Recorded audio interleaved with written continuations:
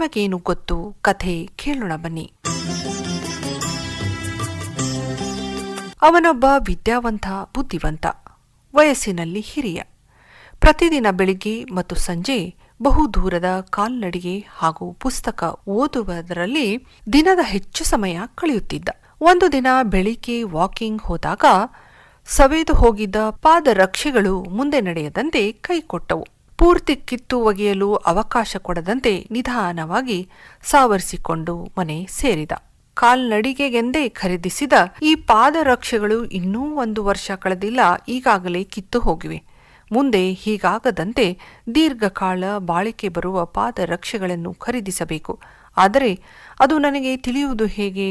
Teleshopping ಸೌಲಭ್ಯವಿಲ್ಲದ ಕಾಲ ಅದು.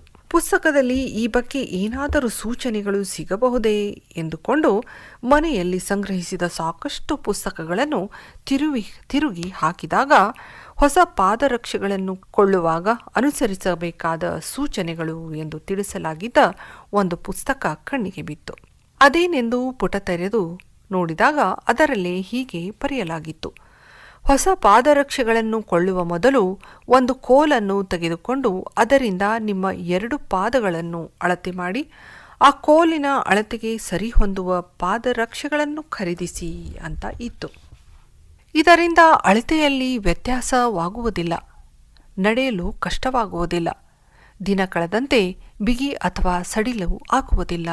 ಅದನ್ನು ಓದಿ ಅವನಿಗೆ ಬಹಳ ಖುಷಿಯಾಯಿತು. ಏನೋ ದೊಡ್ಡ ವಿಜಯ ಸಾಧಿಸಿದವನಂತೆ ಬಿಗಿದ. ಹೊಸ ಪಾದರಕ್ಷೆಗಳನ್ನು ಕೊಳ್ಳಲು ಒಂದು ದೊಡ್ಡ ಕೋಲನ್ನು ತಂದು 2 ಪಾದಗಳ ಅಳತೆಗೆ ಸರಿಹೊಂದುವ ಹಾಗೆ ತುಂಡು ಮಾಡಿ ಒಂದು ಚೀಲದಲ್ಲಿಟ್ಟು ಉಳಿದ ತುಂಡುಗಳನ್ನು ಮತ್ತೊಂದು ಚೀಲದಲ್ಲಿ ಹಾಕಿಟ್ಟ. ಸ್ವಲ್ಪ ಸಮಯದ ಬಳಿಕ ಚೀಲದೊಂದಿಗೆ ಅಂಗಡಿಗೆ ಹೋದ. ಸಾಕಷ್ಟು ಗಿರಾಕಿಗಳು ಅಲ್ಲಿದ್ದರು. ಇವನು ಅದು ಇದು ಎಂದು ಅನೇಕ ಪಾದರಕ್ಷೆಗಳನ್ನು ನೋಡಿ ಕೊನೆಗೆ ಒಂದು ಜೊತೆ ಪಾದರಕ್ಷೆಯನ್ನು ಆಯ್ಕೆ ಮಾಡಿ ಚೀಲದಲ್ಲಿದ್ದ ಕೋಲವನ್ನು ತೆಗೆದ.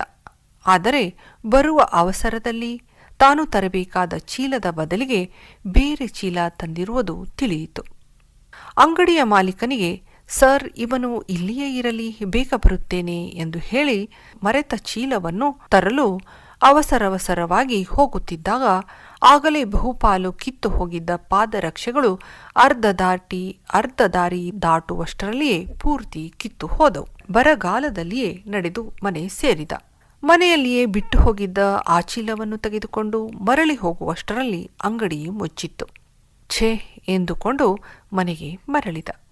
ಮರುದಿನ ಮತ್ತೆ ಅಂಗಡಿಗೆ ಹೋಗಿ, ಸರ್, ನಿನ್ನೆ ನಾನು ಆಯ್ಕೆ ಮಾಡಿದ್ದ ಪಾದರಕ್ಷೆಗಳನ್ನು ಕೊಡಿ ಎಂದ. ಅಂಗಡಿಯವನು, ಕ್ಷಮಿಸಿ, ಇನ್ಯಾರೋ ಅವುಗಳನ್ನು ಖರೀದಿಸಿದರು. ವ್ಯಾಪಾರದ ವಿಷಯ ನೋಡಿ ಕಾಯುತ್ತಾ ಕುಳಿತುಕೊಂಡಿರಲು ಸಾಧ್ಯವಿಲ್ಲ. ಹೌದು, ನೀವೇಕೆ ನಿನ್ನೆ ಖರೀದಿಸಲಿಲ್ಲ ಎಂದು ಕೇಳಿದ ಅಂಗಡಿಯವನು. ಪಾದದ ಅಳತೆಯ ಕೋಲನ್ನು ಮರೆತು ಬಂದಿದ್ದೆ.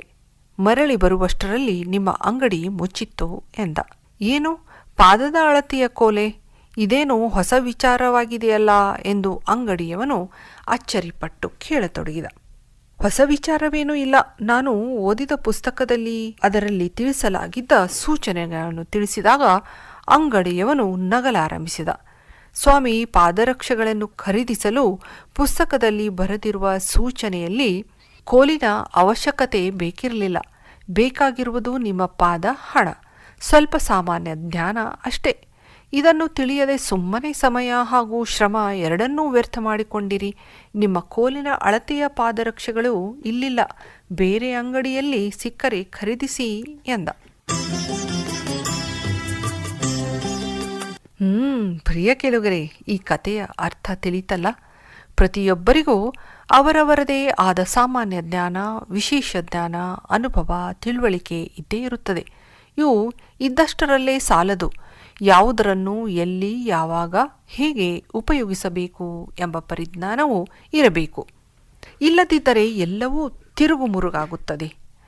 ಎಲ್ಲಿ ಸಾಮಾನ್ಯ ಜ್ಞಾನ ಉಪಯೋಗಿಸಬೇಕೋ ಅಲ್ಲಿ ಅದನ್ನು ಉಪಯೋಗಿಸಿದಾಗ ಸುಲಭವಾಗಿ ಪರಿಹರಿಸಿಕೊಳ್ಳಬಹುದಾದ ಸಮಸ್ಯೆಗಳು ಜಟಿಲವಾಗುವುದಿಲ್ಲ. ಹಾಗೆಯೇ ಎಲ್ಲಿ ಹೆಚ್ಚು ಬುದ್ಧಿವಂತಿಕೆ ಉಪಯೋಗಿಸಬೇಕೋ ಅಲ್ಲಿ ಅದನ್ನು ಉಪಯೋಗಿಸಿದರೆ ಜಟಿಲವಾದ ಸಮಸ್ಯೆಗಳು ಸುಲಭವಾಗಿ ಪರಿಹಾರವಾಗದೇ ಇರುವುದಿಲ್ಲ. ನಮಗೇನು ಗೊತ್ತಿದೆ ಎನ್ನುವುದಕ್ಕಿಂತ ಗೊತ್ತಿರುವುದನ್ನು ಹೇಗೆ ಬಳಸಿಕೊಳ್ಳುತ್ತೇವೆ ಎನ್ನುವುದಷ್ಟೇ ಮುಖ್ಯವಾಗಿರುತ್ತದೆ. ನಮ್ಮ ಪ್ರಯೋಜನಕ್ಕೆ ಬಳಕೆಯಾದಾಗಲೇ ಅದು ಶ್ರೇಷ್ಠತೆಯನ್ನು ಗಳಿಸಿಕೊಳ್ಳುತ್ತದೆ. ನೀವೇನಂತೀರಾ ಪ್ರಿಯ ಕೇಳುಗರೇ?